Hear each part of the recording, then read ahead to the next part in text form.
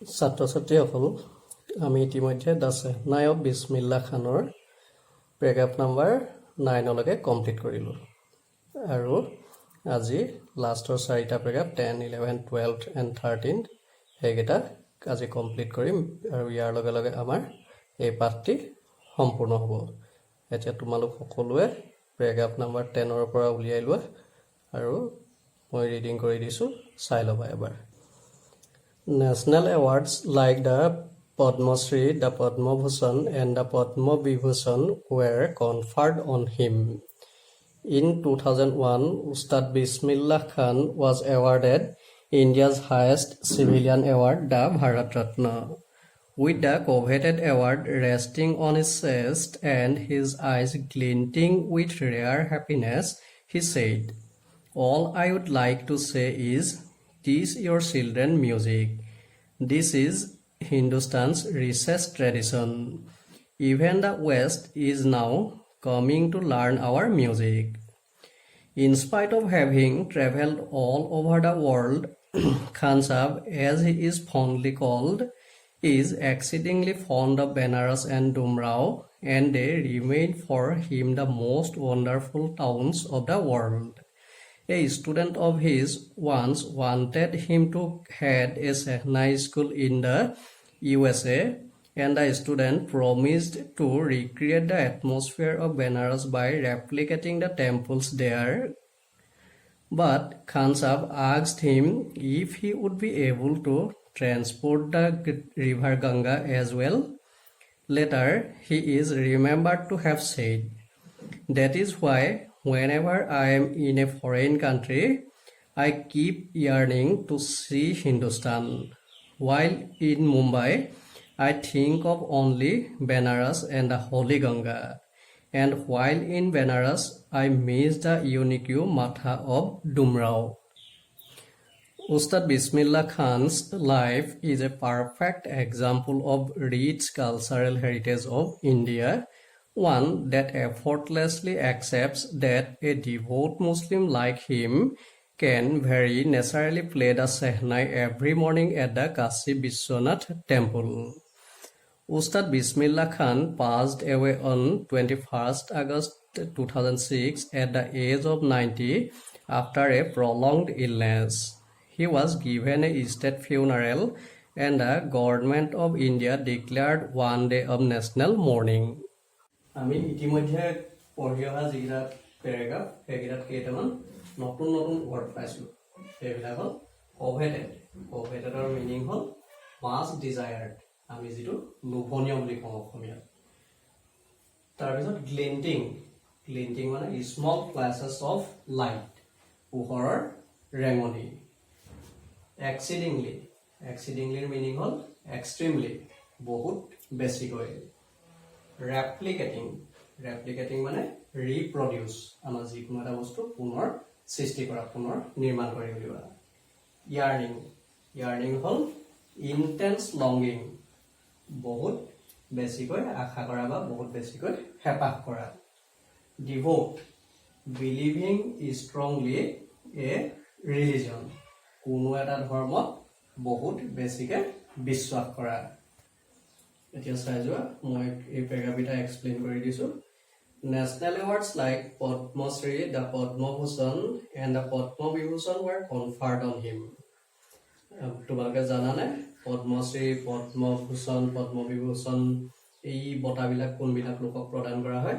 যিবিলাকে আমাৰ সাহিত্য, সংস্কৃতি, বিজ্ঞান, অৰ্থনীতি আদিলৈ অভূতপূৰ্ব অৱদান আগবঢ়ায়, সেইবিলাকক ভাৰত চৰকাৰে এই বঁটাবিলাক প্ৰদান কৰে।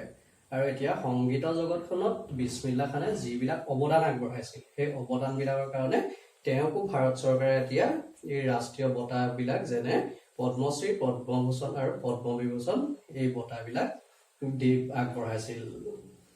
In 2001, Ustad Bismillah Khan was awarded India's highest civilian award, the Bharat Ratna. Highest civilian award, তাৰমানে আটাইতকৈ উচ্চতম অসামৰিক বঁটা। অসামৰিক বঁটা মানে আমাৰ সামৰিক বাহিনীৰ বাহিৰৰ যিসকল লোক, যিসকলে আমাৰ দেশৰ বাবে সেৱা আগবঢ়াই আছে, সাহিত্যৰ জৰিয়তে হওক, সংস্কৃতিৰ জৰিয়তে হওক, সংগীতৰ জৰিয়তে হওক, অৰ্থনীতিৰ জৰিয়তে হওক সেই ধৰণে যিবিলাকে সেৱা আগবঢ়াইছে তেওঁলোকক এই পদ্মশ্ৰী পদ্মভূষণ বঁটা যেনেকৈ দিয়া হয় একেবাৰে তাতোতকৈ ওপৰত শ্ৰেষ্ঠ যিটো বঁটা সেইটো ভাৰত ৰত্ন। আৰু 2001 চনত বিছমিল্লা খানক তেওঁ সংগীত জগতলৈ আগবঢ়োৱা অৱদানৰ বাবে ভাৰত ৰত্ন বঁটাটো আগবঢ়োৱা হৈছিল। With the coveted award resting on his chest, এই বঁটাটো কি বুলি কৈছে? কোভেটেড এৱাৰ্ড। কোভেটেড মানে লোভনীয়, আৰু লোভনীয় এই কাৰণে এনেকুৱা ধৰণৰ যিবিলাক বঁটা সেই বঁটাবিলাকে এজন মানুহক বহুত সন্মান প্ৰদান কৰে, আৰু তেনেধৰণৰ সন্মান পাবলৈ বহুতে আগ্ৰহী হৈ থাকে, বহুতেই বহুত ভাল কাম কৰি সেই বঁটাবিলাক পাব বিচাৰে।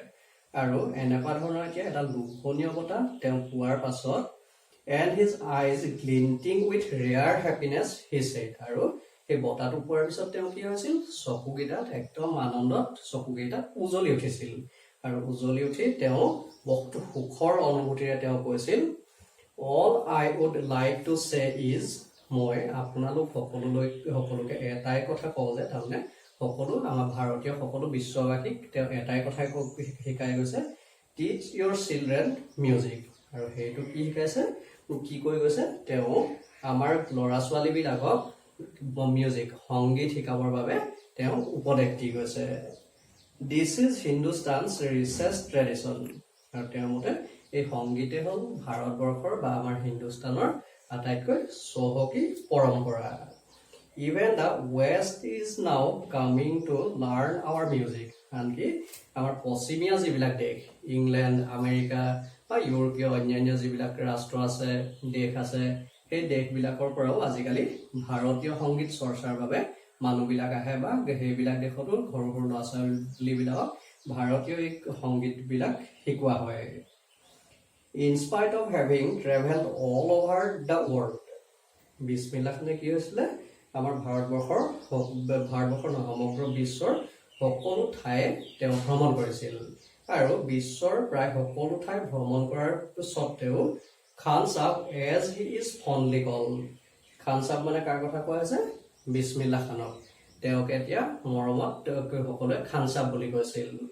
Is exceedingly fond of Benares and Dumraon and they remain for him the most wonderful towns of the world. তেওঁ সমগ্ৰ বিশ্ব ভ্ৰমণ কৰাৰ পিছতো কি হৈছিল? যিখন বেনাৰস চহৰ বা আৰু যিখন ডুমৰাও চহৰ, এই ঠাইডোখৰ বা এই চহৰ দুখন তেওঁৰ বাবে বিশ্বৰ আটাইতকৈ ধুনীয়া চহৰ, আটাইতকৈ ভাল লগা চহৰ। A student of his once wanted him to head a Sehna school in the USA। এবাৰ কি হৈছিল? তেওঁ এজন ছাত্ৰই USA মানে কোনখন দেশক কোৱা হয়?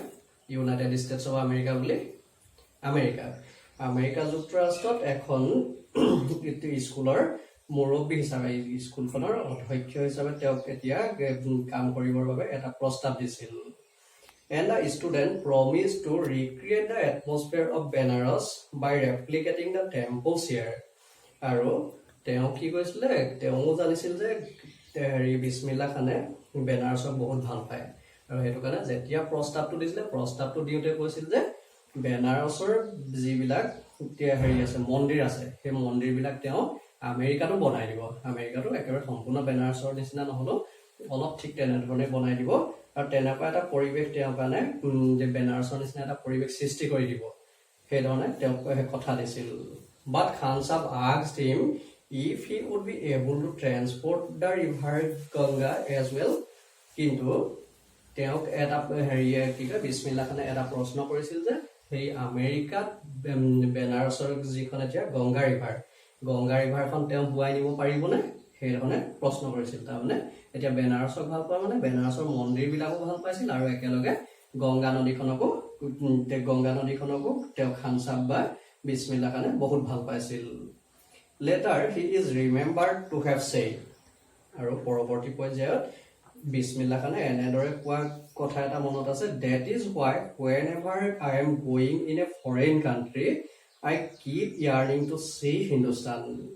তেওঁ এতিয়া ডেট ইজ হোৱাই, তাৰমানে এই যিখন এতিয়া বেনাৰস চহৰ, সেই বেনাৰস চহৰখন আৰু গংগা নদীখন, সেইকেইখনৰ বাবেই মই যেতিয়া কোনোবা বিদেশী ৰাষ্ট্ৰত থাকোঁ, তেতিয়া মই ভাৰতবৰ্ষখন চাবলৈ বহুত হাবিয়াস কৰোঁ, বহুত হেঁপাহ কৰোঁ। While in Mumbai, I think of only Benares and the Holy Ganga. যেতিয়া আনকি তেওঁ মুম্বাইত থাকে, মুম্বাইটো ভাৰতবৰ্ষৰ ভিতৰতে, সেই মুম্বাইত থকা অৱস্থাটোত তেওঁ বাৰাণসীখন আৰু হলি গংগা, পবিত্ৰ গংগা নদীখন চাবলৈ তেওঁ বহুত ইচ্ছা কৰে বা সেই ঠাইডোখৰৰ কথা বহুত ভাবি থাকে। And while in Benares, I miss the unique matha of Dumrao. আৰু তেওঁ যেতিয়া বেনাৰসত থাকে তেতিয়া কি হয়, বিহাৰৰ ডুমৰাও বুলি যিখন ঠাই আছে, সেই ঠাইখনত যিবিলাক এতিয়া মাথা পোৱা যায়, সেইবিলাক হ'ল এবিধ খোৱা বস্তু, জুলীয়া বস্তু। সেই মাথাবিলাকৰ কথা তেওঁলোকে বহুত মনত পৰে। Ustad Bismillah Khan's life is a perfect example of the rich cultural heritage of India. Ustad Bismillah Khanৰ যিটো জীৱন, সেই জীৱনটো হ'ল ভাৰতীয় সংস্কৃতিৰ এক উৎকৃষ্ট উদাহৰণ। One that effortlessly accepts that a devout Muslim like him can very naturally play the Shehnai every morning at the Kashi Vishwanath temple. তেওঁ এতিয়া কি আছিল, এটা মুছলিম সম্প্ৰদায়ৰ বা মুছলিম পৰিয়ালৰ তেওঁ এজন লোক আছিল। কিন্তু মুছলিম পৰিয়ালৰ লোক হোৱাৰ পিছতো তেওঁ সৰুকালৰে পৰাই হিন্দু মন্দিৰবিলাকত গৈ চেহনাইখন বজাইছিল। আৰু এই চেহনাই বুলি কোৱা যিটো বাদ্যযন্ত্ৰ, সেইটো আমাৰ সাধাৰণতে হিন্দুবিলাকৰ যিবিলাক এতিয়া ধৰ্মীয় কাম কাজ সেইবিলাকত বজোৱা হয়। আৰু তাৰ লগতে আমাৰ যিবিলাক উত্তৰ ভাৰতৰ যিবিলাক বিবাহ, তাৰমানে আমাৰ হিন্দু লোকসকলৰ যিবিলাক বিবাহ, সেইবিলাকত এই চেহনাইটো বজোৱা হয়। কিন্তু এতিয়া তেওঁ এজন মুছলিম হোৱাৰ পিছতো, এজন মুছলমান লোক হোৱাৰ পিছতো তেওঁ কি হ'ল, আমাৰ এতিয়া হিন্দু লোকসকলতকৈ বহুত ভালদৰে চেহনাইখন বজাব পাৰিছিল। আৰু তেওঁ সদায় কাশী বিশ্বনাথ টেম্পলত বিশ্বনাথ মন্দিৰত গৈ সদায় ৰাতিপুৱা তেওঁ বহুত সুন্দৰভাৱে সেই চেহনাই বজাইছিল। আৰু সেইটো কাৰণে এতিয়া সকলোৱে তেওঁক এতিয়া ভাৰতীয় সংস্কৃতিৰ এটা উৎকৃষ্ট উদাহৰণ বুলি ধৰি লয়। কাৰণ তেওঁ কোনো ধৰণৰ কষ্ট নোহোৱাকে, আমিয়ে চেহনাই বজাব নাজানো, কিন্তু তেওঁ একেবাৰে কষ্টহীনভাৱে চেহনাইটো বজাব পাৰিছিল।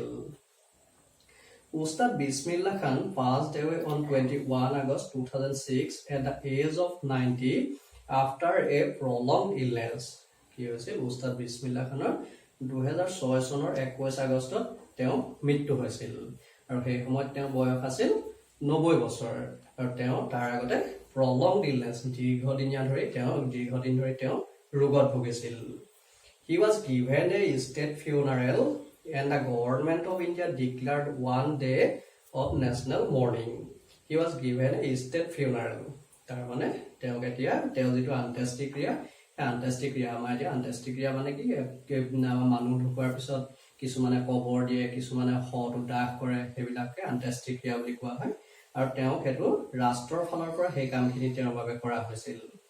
আৰু ভাৰত চৰকাৰে কি কৰিছিল, তেওঁ মৃত্যুত এটা দিন ৰাষ্ট্ৰীয় শোক প্ৰকাশ কৰিছিল। সমগ্ৰ দেশৰ লোকসকলকে তেওঁ মৃত্যুৰ কাৰণে শোক প্ৰকাশ কৰিবৰ কাৰণে আহ্বান জনাইছিল।